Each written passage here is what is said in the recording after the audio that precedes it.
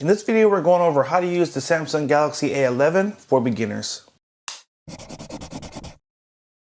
Hey everyone, thank you for joining us today.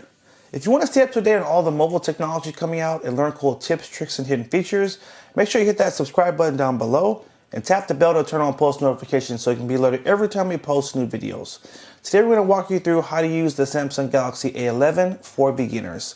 We're going to start by going over how to use the buttons, where to find everything on the phone, how to download apps, and also how to send text messages and make calls. We're going to start with just those basic items, so let's go ahead and jump right in. So first thing, you will find all the buttons for the phone on the right side here. So volume up, volume down, and the power button.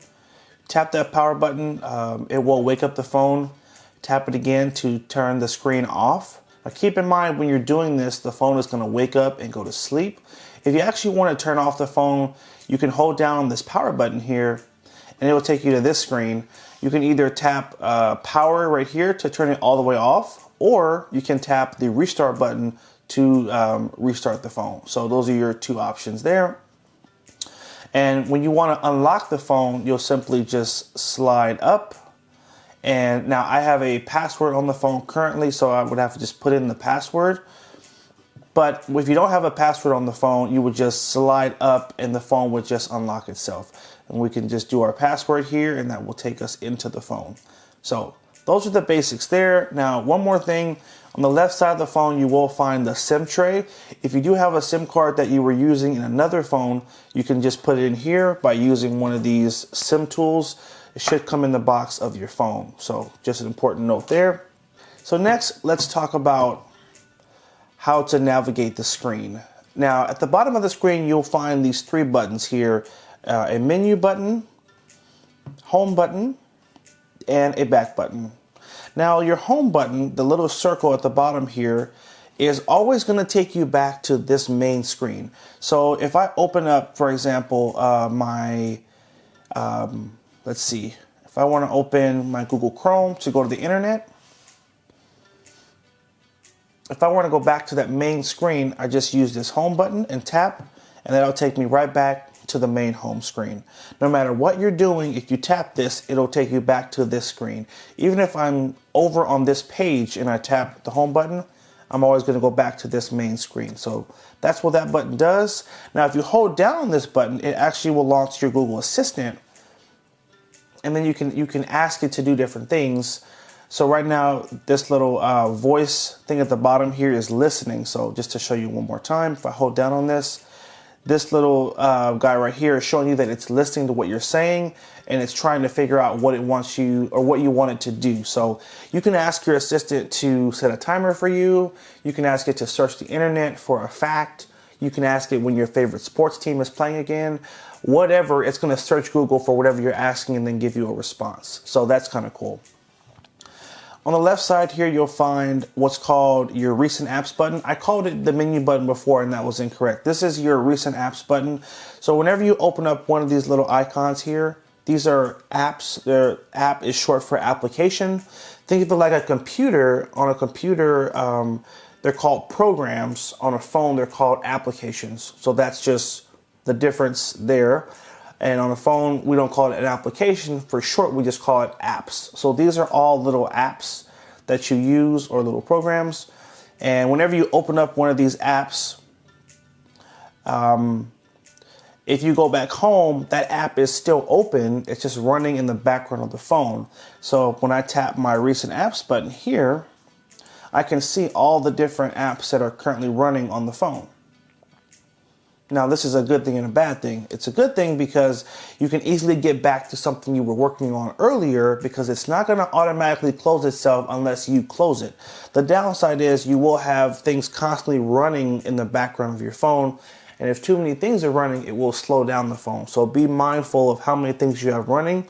If you notice your phone is running slow, you can always tap the recent apps and you can swipe up to close out some of these programs so they're not running in the background.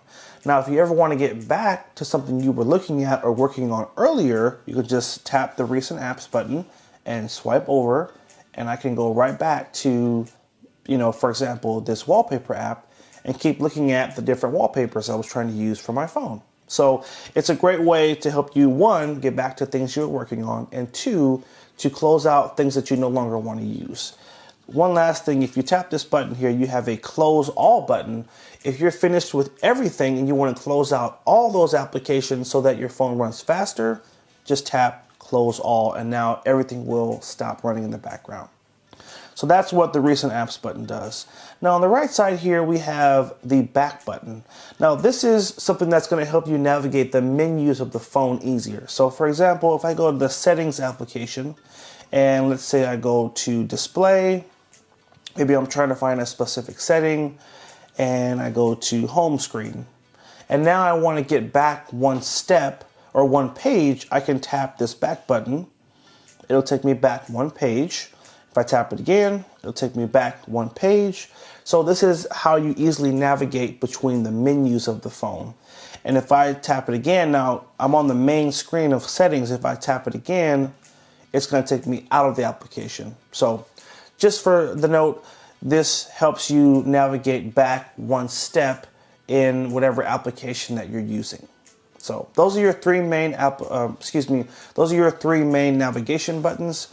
Now the next thing you'll need to know is what's called your notification panel. So when you swipe down from the top of the screen here, you can actually see different notifications that have come through your phone. You have all these little applications, and sometimes things update in those applications. For example, you might have your email address on the phone and a new email comes through. Well, how would you know you have a new email? It will show up in this section, which is called your notification panel. It'll show you all the different notifications. It's notifying you of all the new information that's coming through your phone, and then it will allow you to tap on it and get right to it. So this is my email section here. This is showing me any new emails I have. This is recommendations from YouTube, different videos that they're thinking I may want to see. And some other things. If I swipe up here, I can see some of my apps have updated, or some of my apps have updates, so that's important to note. I may want to update my apps. And if you see something in here and you've already read it and you want to get rid of it, you just swipe over, and that's how you get rid of it. And most things will just get rid of that easy. Same thing here, swipe over and that's gone. Now, above this section, you have what are called your notification switches. These are shortcuts that control various functions on your phone. So right now, you see these main 6: Wi-Fi, my sound. So if I want to turn the sound on or off or on vibrate, my Bluetooth, my rotation. If I turn the phone sideways, it will make the phone rotate with me. Airplane mode, and my flashlight.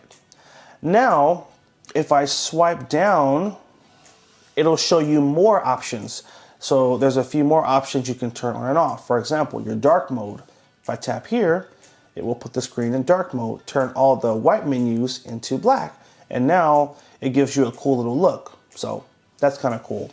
Also, when you swipe down, it will give you the brightness bar that you can use to brighten or dim your phone screen. So that's cool there. So you have other things you can control. For example, turning off your mobile data, smart view if you want to connect your screen to a TV and show something from your phone to the TV, do not disturb, all these other cool options here. Now you can always rearrange this menu here, because the first 6 that you see are going to be, they should be whatever the most important things are to you. So maybe you say, oh yeah, I want my flashlight to be up here. So whenever I swipe down, I know my flashlight's going to be right there. And just like that, I can tap it and use my flash as a flashlight. But you might say, well, I don't fly too often. I want to get rid of this airplane mode thing. No problem. So we would swipe down, and we can go to the upper right corner, click on this little 3 dots here, and tap on button order. And now you can rearrange the order of the switches. So instead of having airplane mode here, maybe you say, you know, I'd rather have my location because I want to turn that on and off quickly. You're going to just hold down on it, and then you can drag it up here. And then I can hold down airplane mode, and I can drag that down to the bottom here. And now I've just moved my GPS or location here and my flashlight here. And hit done when you're finished. And now the first 6 are all things that are important to me. So GPS, flashlight, yada, yada, yada. If I want to turn on one of these, for example, Bluetooth, I can just tap right here, and now my Bluetooth menu is on. And just as a note, if you have Bluetooth speakers or headphones and you're trying to connect to them, you want to make sure Bluetooth is turned on. And when I tap that little icon, it turned blue. And now it's showing me any other Bluetooth devices. So if you were to put your headphones or your speakers into pairing mode, you could pair them or connect them really easy by just going to this little setting here. So again, this controls all your various functions here. Now, a lot of you guys are probably wondering, how do I connect to Wi-Fi for my home or at a Starbucks or Denny's? Well, this is your Wi-Fi icon right here. You want to make sure it's lit up in blue so you can get ready to connect. And if I actually put my finger on it and keep it on there for 1 second, it will take me to the Wi-Fi menu. And now I can look for different Wi-Fi menus that are available. So maybe you're at a coffee shop and the network is called Blessed 2G. I can tap on that. And now I can type in the password for that Wi-Fi. And now you're connected to Wi-Fi. So that's how you would easily connect to Wi-Fi on your phone. So again, these are all just little shortcuts at the top here that are going to allow you to get to these different settings of the phone faster and also turn them on and off quicker.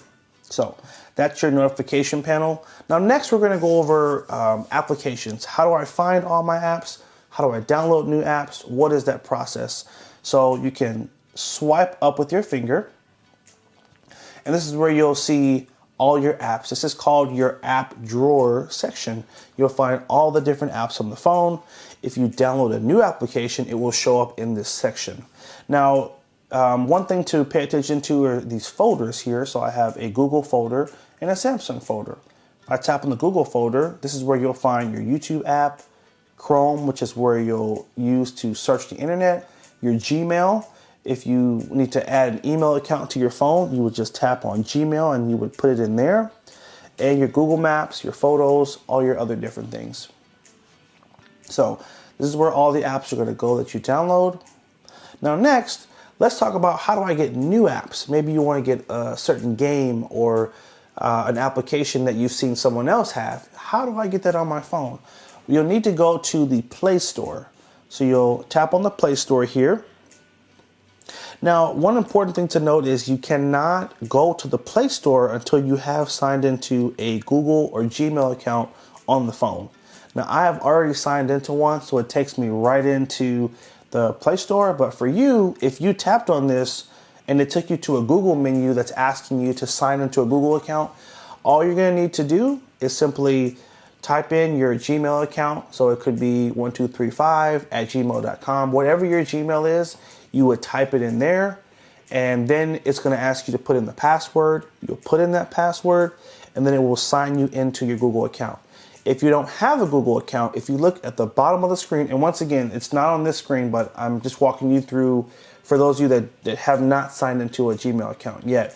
What you should see on your screen at the bottom left corner, it should say create an account.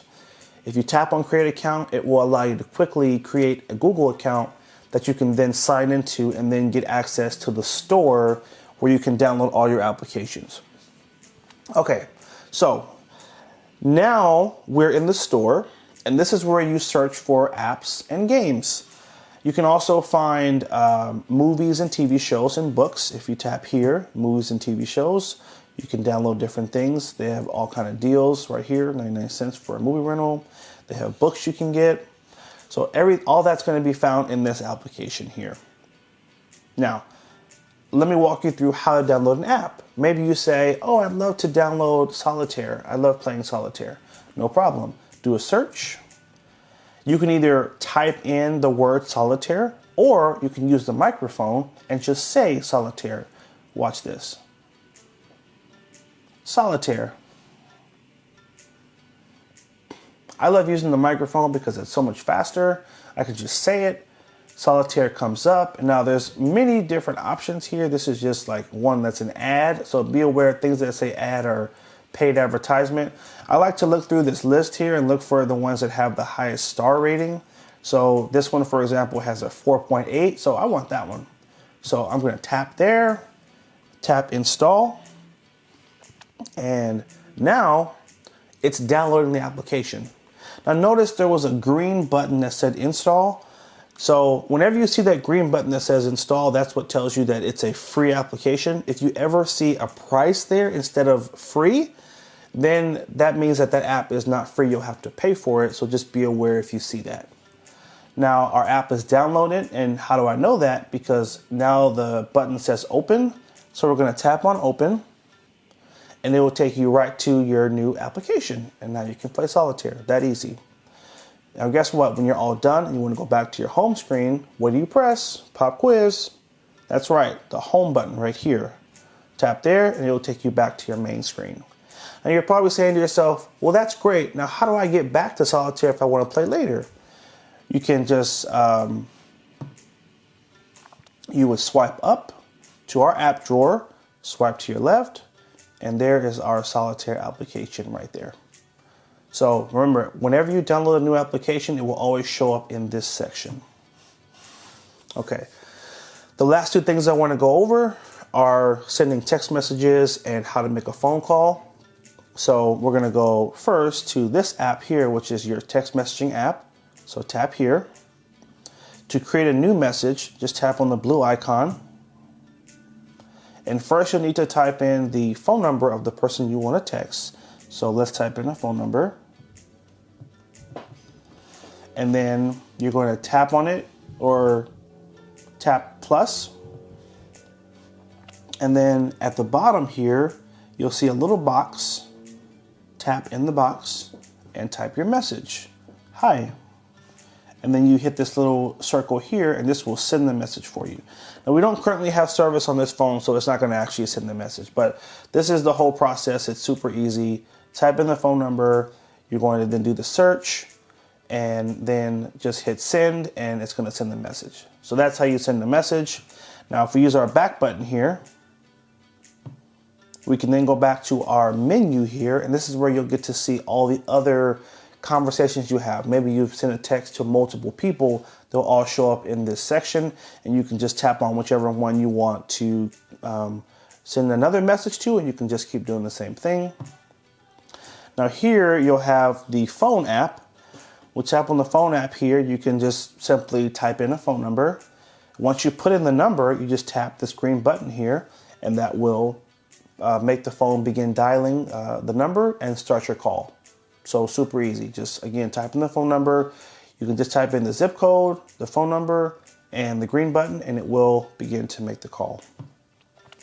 One last thing, actually, let me go over as well how to take a picture, and that's just simply tapping the camera button at the bottom here. And you just find what you want to take a picture of, and then tap the little white button here, and that will take your picture. Now, if you want to take a video, you just need to tap on video down here. And now the button is going to turn red, and just tap the red button here. And now it's going to start, and you'll see it's counting up. That's how you know it's recording. And when you're recording, you can also take a picture at the same time by tapping on this little camera in the corner. I can snap pictures while I'm recording the video, and when you're finished, tap on the little square here, and that will stop the video. So that's how you take a video. If you want to see the video or picture you took, tap on the circle here in the corner. And now I can swipe through and look at any videos or pictures that I've taken. As you can see, you got a pretty good little camera here. I can just zoom in to see the picture I took. So that's it, guys. This has been how to use the Samsung Galaxy A11 for beginners.